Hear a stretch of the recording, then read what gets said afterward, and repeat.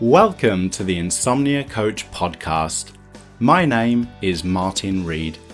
I believe that by changing how we respond to insomnia and all the difficult thoughts and feelings that come with it, we can move away from struggling with insomnia and toward living the life we want to live.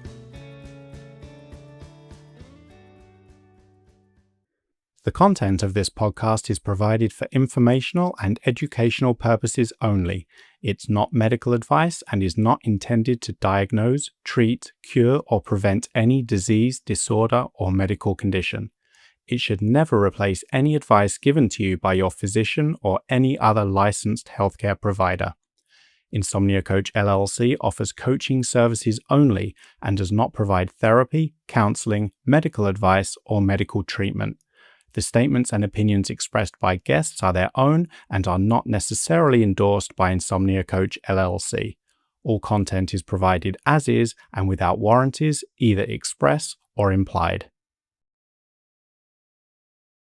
Dan had never struggled with sleep until a stressful period in late 2023 turned his nights upside down. After a panic attack and a couple of sleepless nights, he found himself pacing the house at 2 a.m., clock watching and convinced he was broken. Even after medication gave him one long night of sleep, the struggle came roaring back the very next evening. As a highly skilled problem solver, Dan threw himself into fixing insomnia. He followed strict routines, taped over every bit of light in his room, tried teas and supplements, and skipped work after difficult nights. Yet the harder he tried, the worse things got. Every attempt to control sleep just added more fear, more pressure, and more exhaustion. Things began to shift when Dan stopped trying to control sleep and fight every thought. He started making small, practical changes, limiting nighttime clock checks, going to bed later at night when he felt sleepy rather than tired, and committing to one meaningful activity each day, even after rough nights. Those actions reminded him that life didn't have to stop because of insomnia. Over time, Dan learned to respond differently to the thoughts and feelings that used to overwhelm him. He discovered he could notice them without needing to believe them, and he didn't have to beat himself up when sleep didn't go the way he wanted. With patience and practice, nights became less of a battle, and his confidence in his body's natural ability to sleep began to return. Today, Dan isn't just sleeping better, he feels stronger than before insomnia began. He knows he isn't broken. He has skills he can always rely on, and he's living more fully, no matter what his nights bring. His story is a powerful reminder that with time, self-kindness, and small daily steps, it's possible to stop struggling and regain trust in your natural ability to sleep. Okay, Dan, thank you so much for taking the time out of your day to come onto the podcast. Oh, thanks, Martin. Thanks for having me. Great to have you on. Let's start right at the beginning, as always. Can you tell us a little bit about when your sleep problems first began and what you think might have caused those initial issues with sleep? So I guess I'd go back to November 2023, probably a month before the sleep problems started. And I'd never had any sleep problems in my whole life, so I never knew much about it, actually. But there was a lot going on in my life. I was trying to change careers. There was some health issues with a very close relative of mine. I had a pet that was on its last legs, ready to pass away. So all these things built up into what I'd say was a panic attack, which then led to some generalized anxiety, quite severe. And funny enough, I was still sleeping quite fine for about a month or so, which proves your point, I think, that you say quite often that you can sleep with anxiety, because I was, no problem. And then probably about a month later, so I guess we're talking December sometime, 2023, I was sleeping and I just woke up at midnight and I just couldn't get back to sleep. But this was strange. So I got to the morning and I was fairly tired. And I got through the day and I thought, oh, it'll be okay. Tonight I'll sleep just fine. Anyway, that night came around and I just could not get to sleep.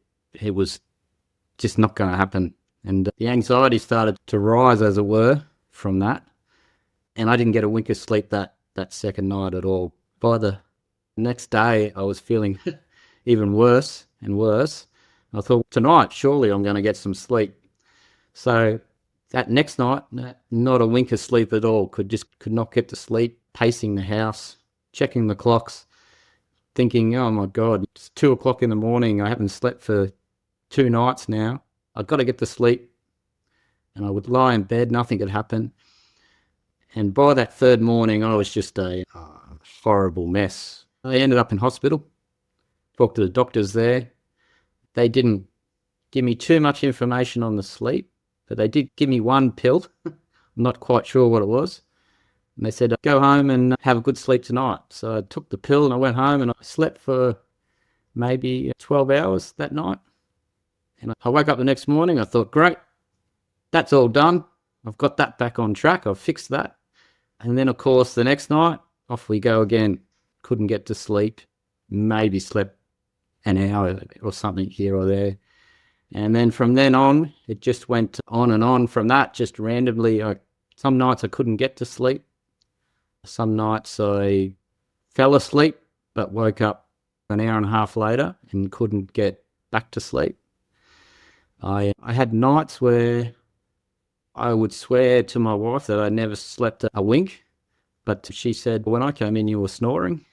Just so erratic, just all over the place. I just couldn't get a handle on it. I didn't know what was going on. And then that's when the research started. At first, the issues with sleep were seen as a symptom, or were more of a symptom of whatever else was going on in your life. But then the longer that sleep disruption continued, it became the main problem. Absolutely, absolutely. I think as time went on, the daytime stuff that was going on all settled down for me.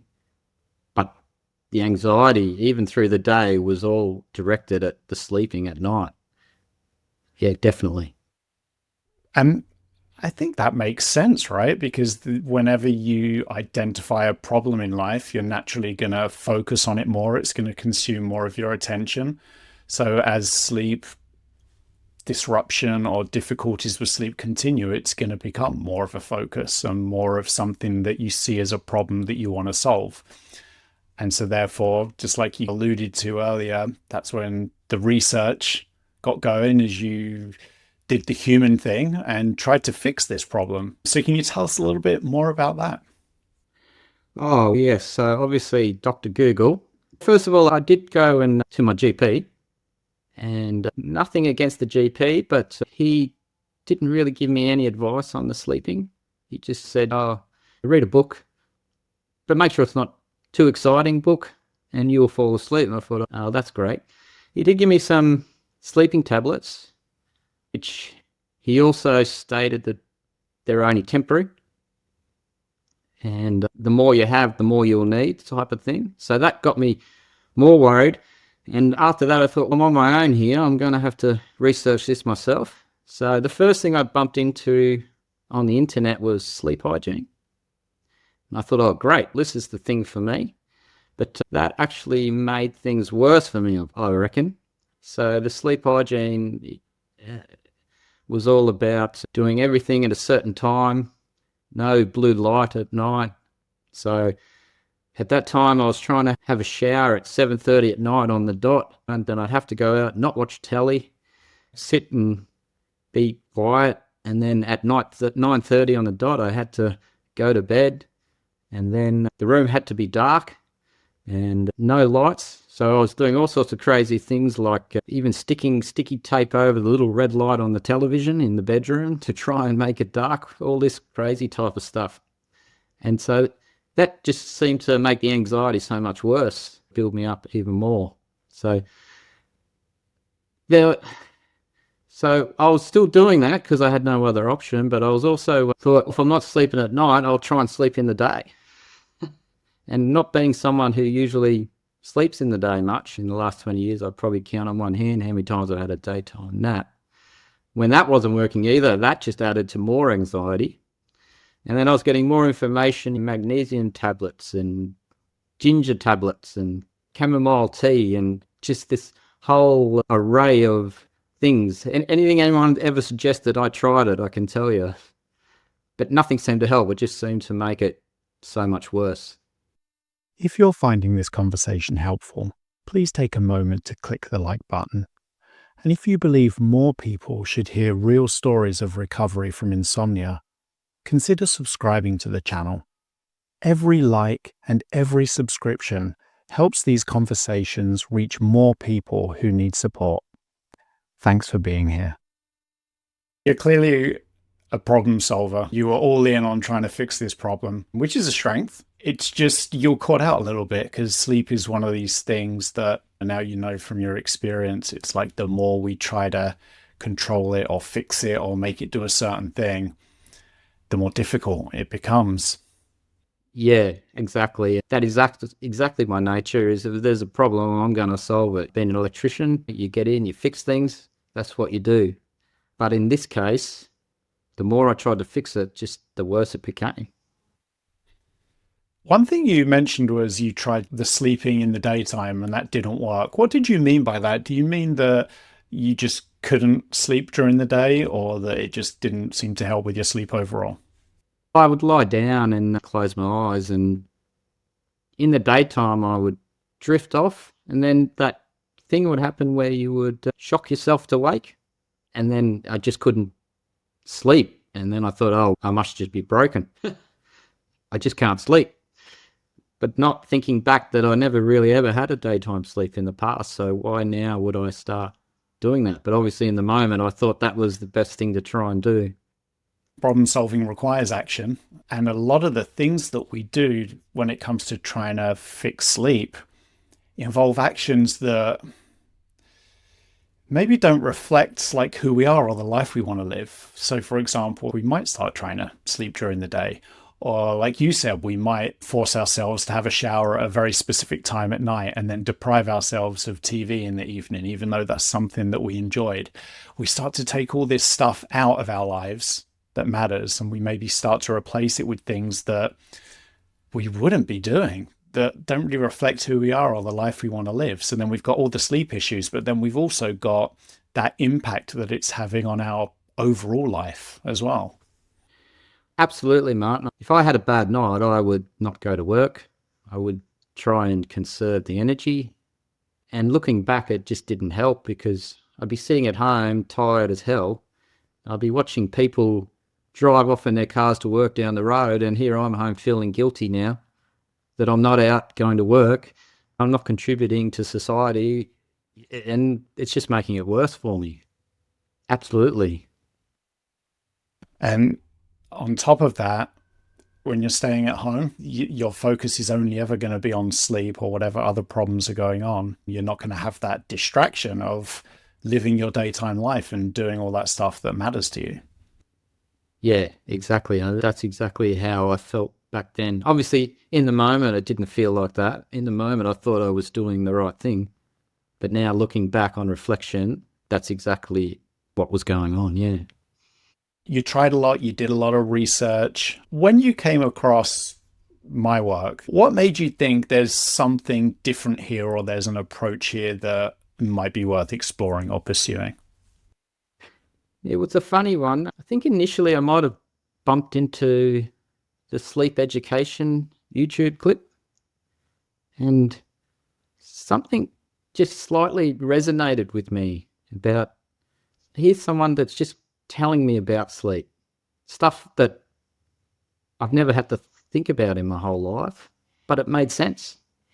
It made sense between the tiredness and the sleepiness thing. That very first little thing was just a glimmer of something different that someone else hadn't told me. And then I think I watched a couple more of your videos, and again, just things just made sense in my mind. I must admit at some point, Martin, I thought, oh, this is just another guy trying to sell me something. I've been down this gone down all these different paths. Why is this any different? But the more I listened to the YouTube clips, the more I started to go, there's something simple. Is someone telling me I don't have to change my life? You can live your life, you can add value to your life, and it just made sense. And I think after one particularly bad night, I signed up for the free course initially. But then I had another bad night straight after that, and I thought, what have I got to lose? I've tried everything.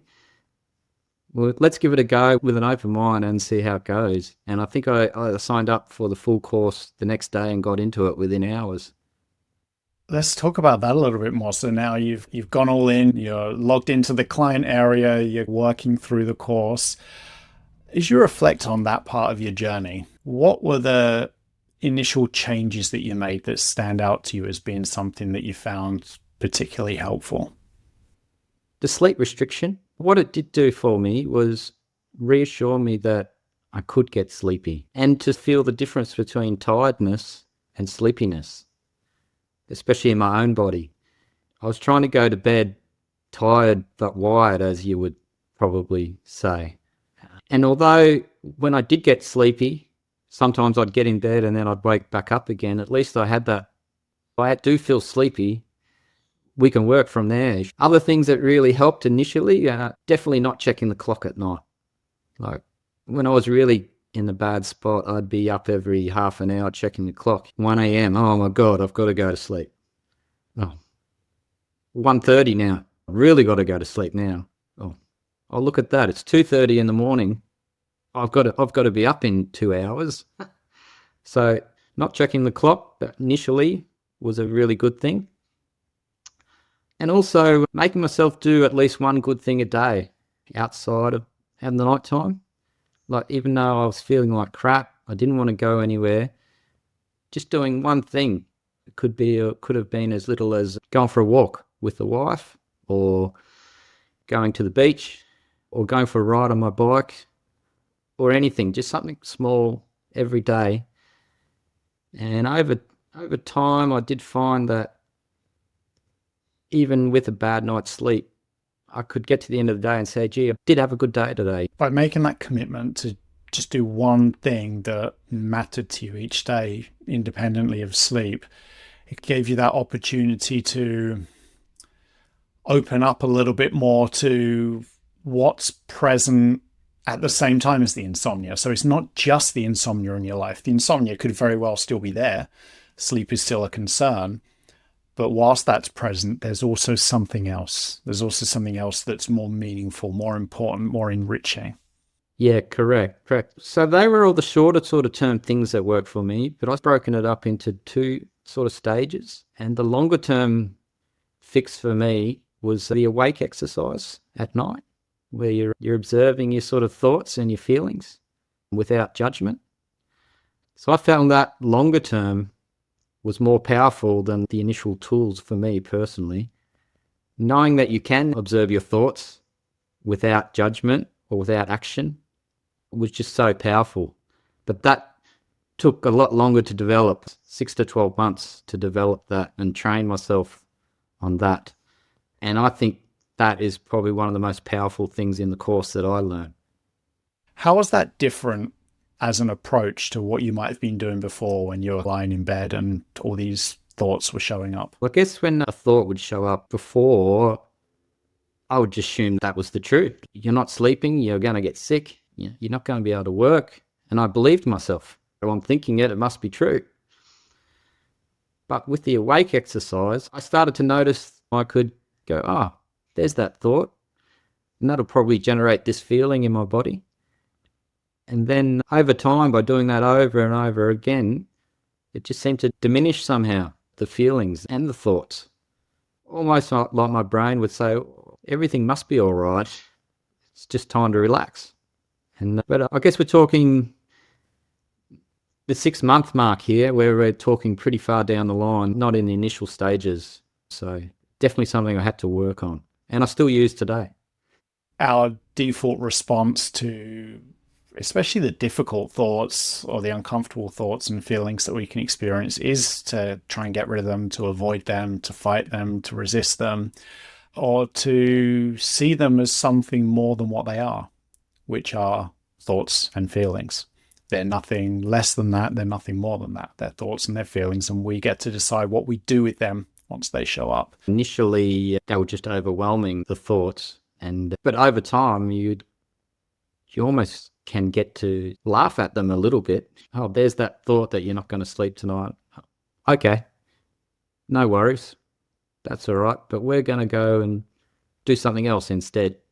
I'll go read a book or do anything else. And if the thought comes up again, just acknowledge it again and continue with whatever you're doing. Sometimes we can get a bit tangled up in the thoughts because we really don't want to experience them. So we might practice this approach of accepting them, acknowledging them, but deep down, we're only doing that because we want to get rid of them. And when that's our approach, which is understandable, it's really hard to emerge from that ongoing struggle. The more practice you get in with just allowing them to sit there, to be present, even though you might not want them to be there, you don't have to pretend that you want them there, but it's just about accepting that trying to push them away, trying to fight them only makes things more difficult. The more space you give them, the more practice you get in with that, the less they jerk you around over time.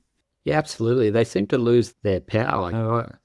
The way I felt it is my mind went, I'm bringing it up 1,000 times and he's not reacting to it, so why bother bringing it up anymore? You know what I mean? Potentially that's maybe what's happening. It just really helped. Initially I wondered, what? This is not doing anything. But just as the nights became less anxious, it was like, wow, this is really powerful. And yeah, I just can't speak more highly of that sort of system, that feeling that it just diminishes the response of your mind and your body. People say, I can't control what I think, but no, you can observe your thoughts and your actions can not reflect your thoughts whatsoever if you choose to. The way I think about it is, imagine if there was a car out the front of your house that was running with a set of keys in it, with the door open.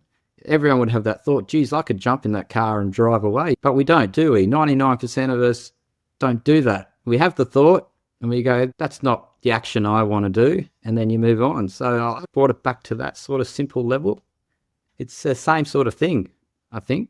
You observe your thoughts and you go, no, I don't need to action that thought. And by doing that, somehow it just gets diminished over time.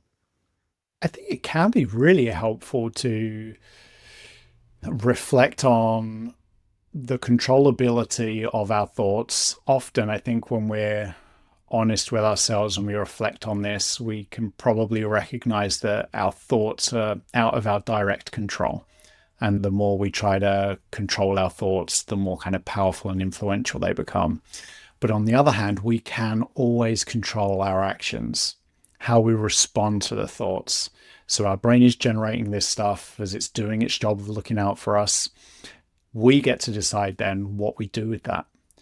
And like you said, the more we can respond in a way that doesn't pull us into a battle and a struggle, the more we can acknowledge and make space for it. We're also telling our brain that, okay, we're listening. So you don't have to keep yelling even louder and louder. And because these thoughts come from our brain doing its job of looking out for us, if we do try to resist them, it's just going to yell louder. Yeah, I think that's exactly what was happening with me. Yes, exactly. But I guess just to move back to after starting your course, Martin, I probably didn't see much difference in my sleep for about 4 weeks, I think. And then I remember having three good nights of sleep. And I thought, again, after that, I thought, that's all done and dusted. I'm over with that. But of course, then the bad nights returned. I just saw improvement as I was going along, which then buoyed me more to continue to follow that path. And the more I did it, the more better nights I had. Certainly not a nice linear path, I can tell you. Yeah, it would be great if progress was always just this perfect straight line, just beautiful diagonal line, just constant night after night, improvement after improvement. But like you just described, it's never like that. It's not even up and down. It's probably sideways, curly, squiggly, all different shapes, sizes. It goes all over the place. And that's a normal part of any journey. What matters is, again, bringing it down to our actions. How are we going to respond to this? How are we going to respond when things are going well? And it's often a lot easier to respond how we want to when things are going well. But maybe most importantly, how do we respond when things aren't going how we might want them to go? Yeah, definitely. And many nights things didn't go the way I wanted it to go, but I found things to do. And the other thing is, I did find it hard to do things at night. It's pretty lonely at 3 o'clock in the morning when everyone else is sleeping in the house, and everything you like to do is noisy and playing guitar and banging around in the garage and this and that. So I really found it difficult to find an alternative. So initially I was just stuck lying in bed thinking about it. But I'm not a big reader, but one night I picked up a book and I thought, this is all right. This is quite calm and relaxing. So I ended up buying myself a little reading light.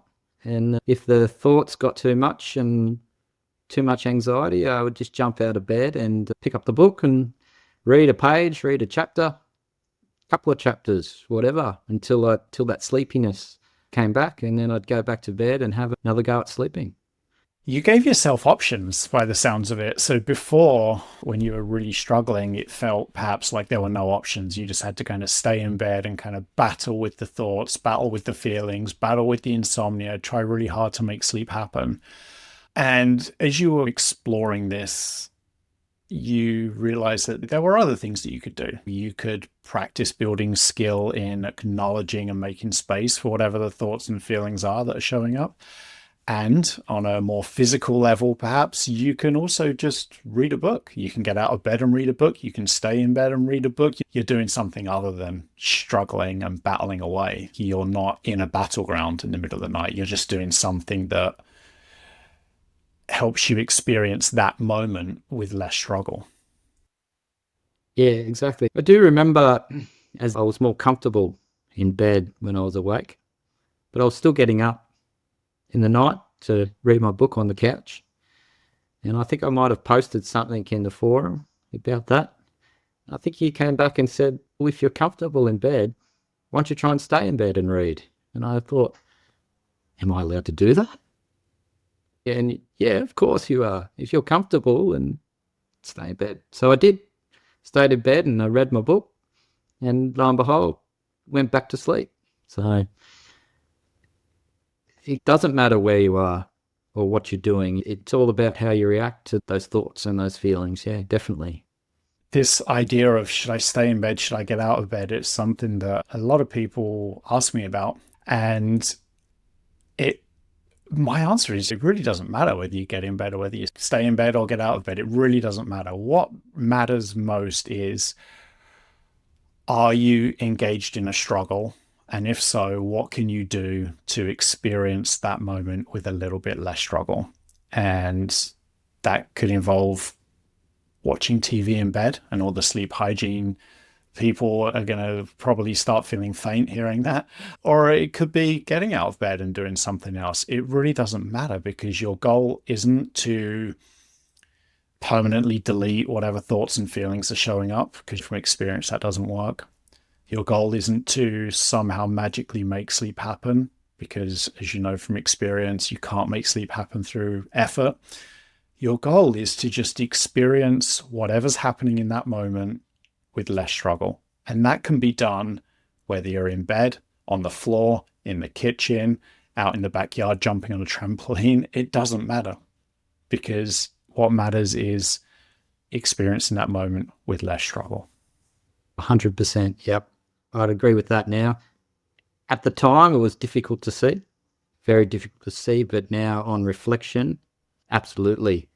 Like I say, the thoughts still pop in even now when I'm sleeping. If I do wake up, sometimes I've got to go to the toilet, or for whatever reason I do wake up, there is that little thought pops in. Are you going to go back to sleep? Thanks, mind. Thanks for that bit of information. So that's where we're at now, 18 months down the track. I think it's important to emphasize too that you are the expert on you, and every client is the expert on themselves, and everyone listening to this is the expert on themselves. So if someone is listening and they find it more helpful to get out of bed during the night, then maybe that's what's right for them. If someone else is listening and they prefer to stay in bed, then maybe that's what's right for them.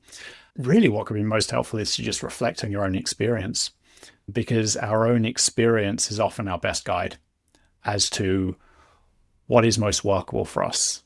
What kind of actions seem to draw us into more struggle? What actions seem to help us or could help us emerge from that struggle or make things a little bit better, even if only half a percentage point better? What action might help us nudge the needle a little bit? And that could be different for everyone. Those little percents add up over time. That's what I found. Those just little 1% things, they do add up.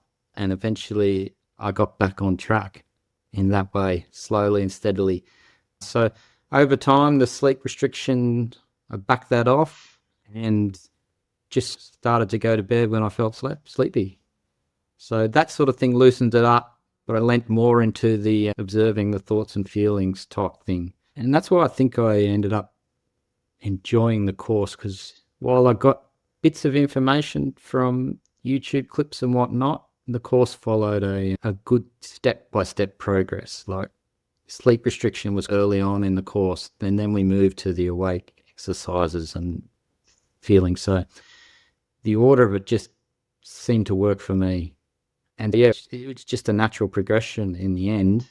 But yeah, still, again, I go back to just how powerful that observing your thoughts and feelings can be. It's just so powerful in the long term. So I certainly feel now, if I ever had some sort of incident again, I've got these tools forever. I feel that I've got something I can use straight away before it all gets out of control and out of hand. And that is so very reassuring now. I don't have to go to the doctor to ask for sleeping tablets as my only resort. I can just I could bring back sleep restriction if I needed to, or lean more into the observing thoughts and feelings, that sort of thing. If it were ever happen again, I think things would be a little bit different for me. You're armed with these new skills now. I think if anyone listening to this thinks, what am I skilled at? What is one of my big skills? And then you reflect on, how long did it take to develop that skill? Did it just happen overnight? Or was it a longer process that involved ups and downs, that involved frustrations and setbacks and difficulties?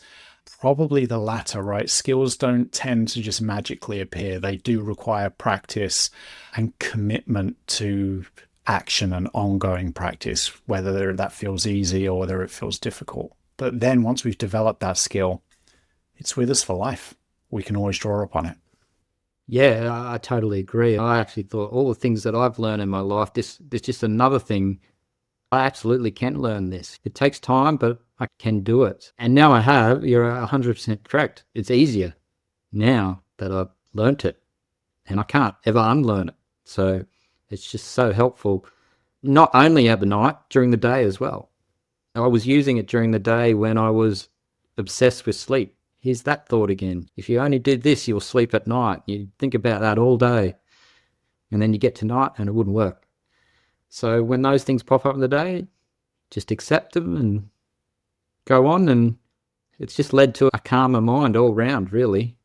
And that's a good point too, that these skills can be used during the daytime too, because so much of the struggle is experienced during the daytime as well, right? People that aren't really familiar with insomnia would probably consider it just to be a nighttime problem, but it's much more than that. It really is a 24-hour-a-day problem. It's always going to be on our mind. We're always feeling its presence. And a lot of that also comes down to the thoughts and the predictions and the kind of judgments that show up during the day, and how that can just be so distracting and make it harder for us to do things that matter. Yes, definitely. And it certainly overtook me there for a while. And that's why doing that one good thing a day was really helpful. I think there's something in the course about that, one good thing in the day or something. But I made myself do that, and I still do that to this day. It might be just 10 minutes, something for me. Maybe it's a walk with my wife, maybe it's a bike ride, maybe it's go and tinker with something.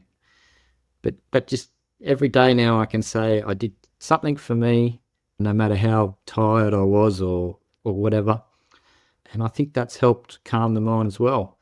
And one thing I have noticed since my sleep has returned is the amount of sleep I get a night doesn't seem to marry up with how tired I am during the day. Some nights I can have 8 hours sleep and feel absolutely washed out the next day, but other nights I can have 5 hours and feel energized and have a great day. So I think that myth of the 8 hours a day, all these sleep myths that you're taught over your life, I don't think they're quite accurate either. We have these beliefs, I guess it would be, about shoulds. I should get X amount of sleep. I should only wake once or twice, or I should not wake at all during the night. I should not experience anxiety. I should not feel frustration, anger, or worry. And so then when that stuff happens that we believe that we shouldn't experience, we have the difficulty of the experience itself, but then we have the difficulty of all the kind of judgment and self-talk that we add on top of that. Yeah, definitely. And the further down the rabbit hole you go, you just get overloaded. Your brain just goes into meltdown, and you're researching things and you're coming up with your own hypotheses, and you're really trying to become a self-doctor, and you just snowball down the hole. But I think you can snowball your way out of it as well, which is reassuring. The same things that get you down there can bring you back out. So just following the path that I went, for me, was the way to go. That observing the thoughts and feelings, initially the sleep restrictions and the not checking the clock, and the finding something to do at night, and to doing something in the day for myself, just worked my way back to some sort of normal sleeping pattern. It also sounds as though, as you've gone through this journey, it's not so much that you're back to where you were before sleep was an issue or a concern, like back to that starting point. It almost sounds like you're further ahead now. You've got all these new skills and you're a lot more focused on values-based living. You're consciously choosing to do things each day that matter to you, that reflect the life you want to live. You're doing more of that stuff that matters.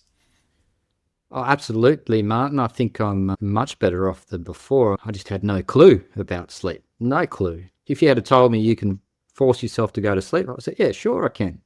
I just jump in bed, close my eyes, and I've got this. So initially the sleep education was great.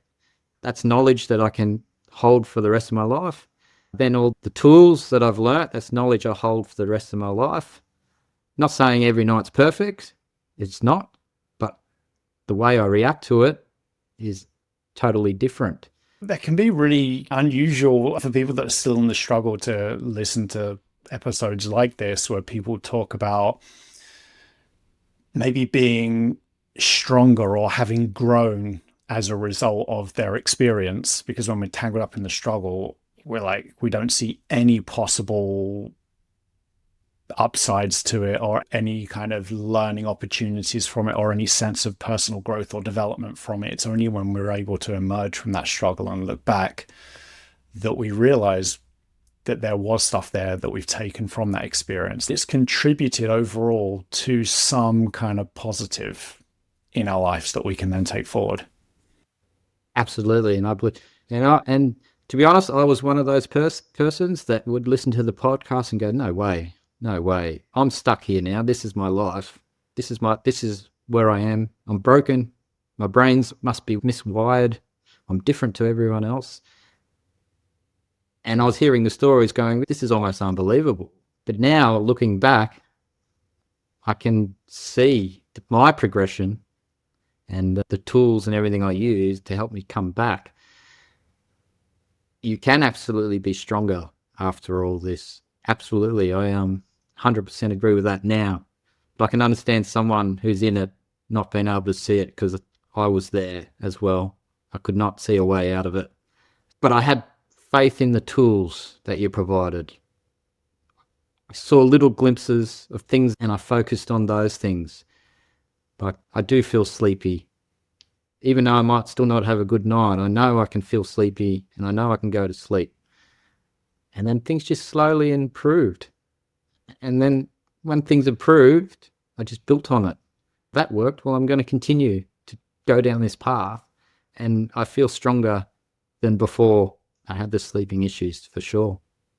So those little glimmers that you experience, like the sleepiness showing up, maybe when you for the first time strung a couple of good nights together, you kind of held on to them or maybe consciously brought them into your awareness when things weren't going as well as you wanted. And that's maybe what kept you moving forward, just bringing your awareness back to all those little glimmers of hope or those little successful moments or those little insights that you were picking up along the way. Yeah, exactly. You'd have even after a bad night, I'd still have a good day and go, at least I had a good day. It was a horrible night, but it was a good day. Or yes, I fell asleep for 3 hours. That's better than no hours, what I was getting a month before. So just the small things, they did add up over time. And over time, you'd put it in the bank and then you start to focus more on those things and you start to feel stronger. And then that builds more sleep, then more stronger, more sleep, more positive, and then just goes from there. But I do stress that it was many months of work. Well, I say work, but learning the tools and whatnot. I think I didn't truly feel like I was getting reasonable sleep most nights for about 6 months after initially starting the course. And then I can tell you I was walking on eggshells now for another 6 months after that. It was always every now and again that thought, are you going to sleep tonight? It was a bit of disruption tonight. You've gone out to a concert. Are you going to sleep tonight? So definitely tentative for a long period of time. And that makes sense because you're so vividly able to recall the struggle. And so obviously you don't want to get pulled back into that again. And it's normal that from time to time you're going to be, because you're a human being, not a robot. And it's normal that your brain is going to keep reminding you of how difficult that experience was and warning you about it. And what really matters is, again, going back to what we've been talking about, is how we respond to it. How we choose to respond to this stuff is what determines our level of struggle. The knowledge that my brain was just trying to protect me, that's a strange thing to say, but even the knowledge of that was really helpful, right? My brain's learnt this way to protect me, and that is to feel anxious. That's what it's learnt, and that's what it's doing. After I could step aside of that and observe it, things became a lot easier. But yeah, knowing my brain's not trying to hurt me, that it's actually trying to help me, maybe it's a little bit skew-if in the way it's trying to help me, but it is trying to help me. That actually helped settle me down as well. It can feel as though the brain is like an adversary, right? A lot of clients tell me it's like my mind is working against me. I can go to bed feeling really calm and relaxed, and then my mind starts racing. Why is my brain doing this to me? Why is it not cooperating? And it can be a big mindset shift to be willing to explore this idea that our brain's number one job is to look out for us. So it's going to generate lots of thoughts and feelings about stuff.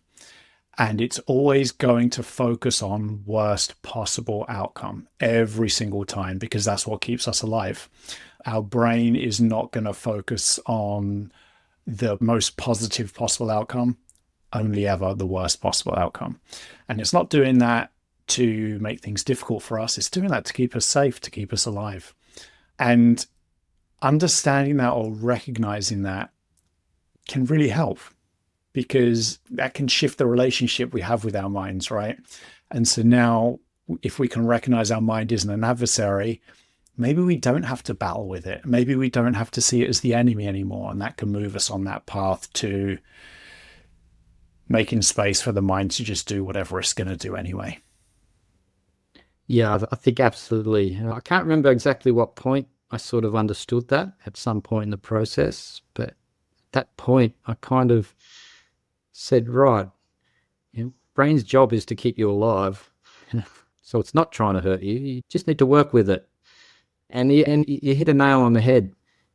It did go to every absolute worst case every night when it was a bad night. It was, you're not going to be able to get up in the morning. You're not going to be able to do your job. You're going to lose your job. You're going to lose all your money. How are you going to be able to drive to work? You can barely keep your eyes open. Just constant. Any bad thing, it would just bring it up. But as I negotiated every one of those thoughts, hey, that's just not true, that thought, I think it's important to note, not in a aggressive way would I attack my thoughts.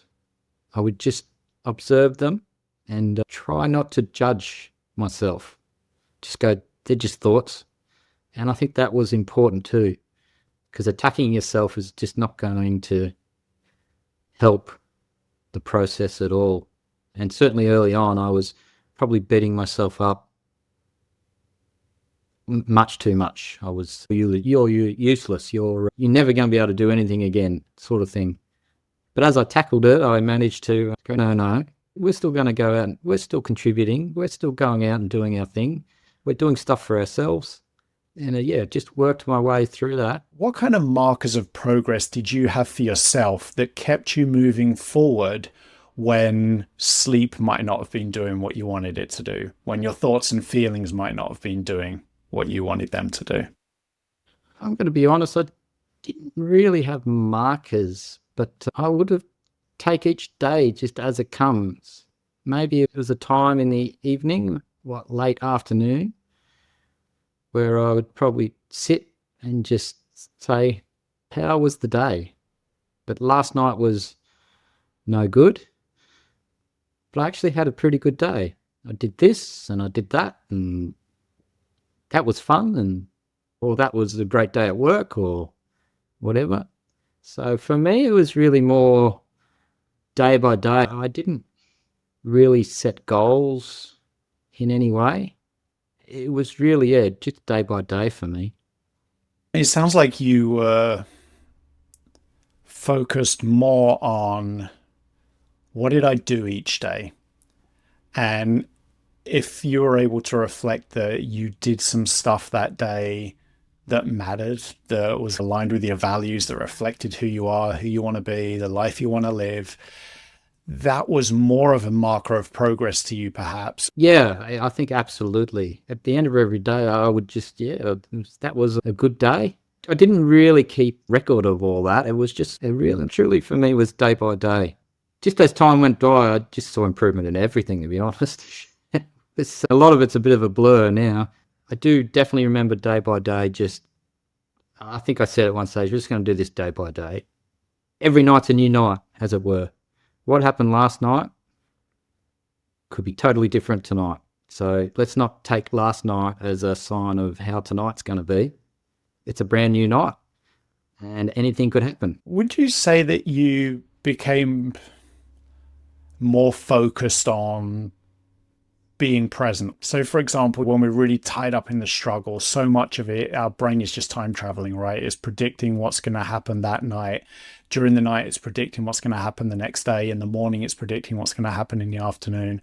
And as your approach changes, perhaps you became more focused on the present moment, like noticing when your mind is time traveling, bringing it back, redirecting your focus and attention on where you are at that moment, what you want to be doing at that moment, what's around you at that moment. Absolutely. That's yes. The answer to that is yes. And I still get distracted today, and I still can catch myself in those thoughts and go, let's just bring it back to what we're doing right now. Obviously, you need to plan what you're doing for the day and this and that, but I think that's a little different than getting wrapped up in a negative thought cycle. And I did absolutely could pick myself up and just go, bring myself, what's happening right now? Middle of the night, I'm reading this book. Just come back to this book.